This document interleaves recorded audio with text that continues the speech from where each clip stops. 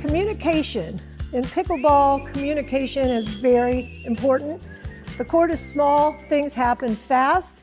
If you're not communicating well with your partner and you start having a lot of mix-ups, it can cause problems. One, it can lead to frustration. The other thing is, it gives your opponents an advantage.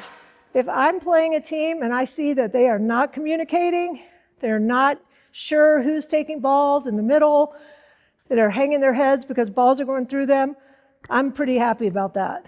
So I want to make sure that communication is always happening on my side of the court.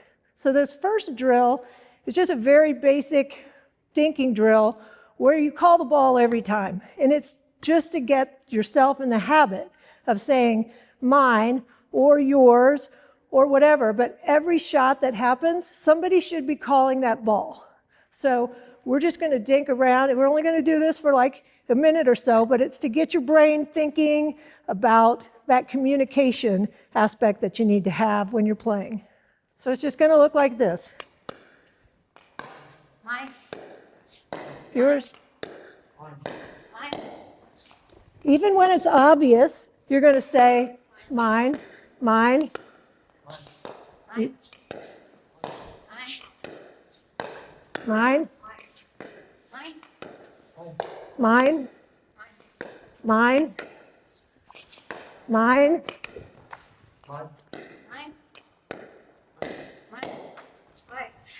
Ooh, good get. Mine. Okay, so that's just a basic warm-up communication drill. When there's balls that are up here as well, sometimes things are happening so fast you can't get it out, but if you can, have time to call it so you don't clash paddles with your partner, it's always good. So now we're going to go back into full court mode and talk about communication on the baseline. So what just happened there? Ball down the middle, neither player called it. They looked at each other, neither one knew who was going to hit it. When I play a match against a team that I know has never played together before, I always hit my first return down the middle, not strategically where I would probably hit it, but I do it to gather information on whether they communicate or not. And I also want to see maybe who the alpha is, who's the one that's going to want to take that ball.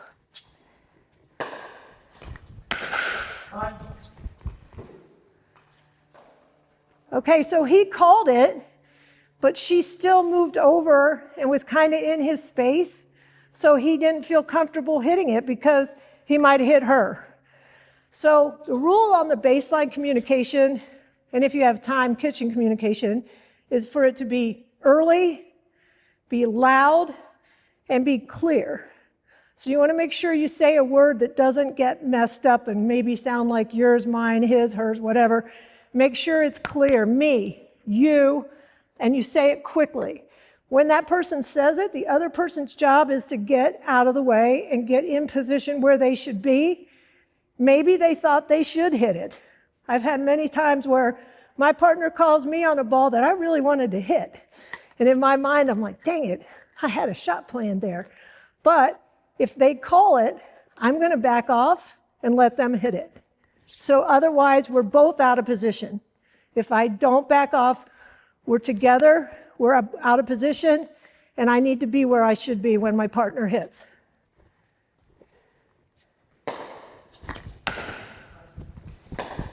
Okay, so she started going for it. It was her forehand, but he called mine. So she backed off, let him go. He hit a pretty good shot at my feet because he was relaxed. He had plenty of time and space. So it's never bad to call the ball.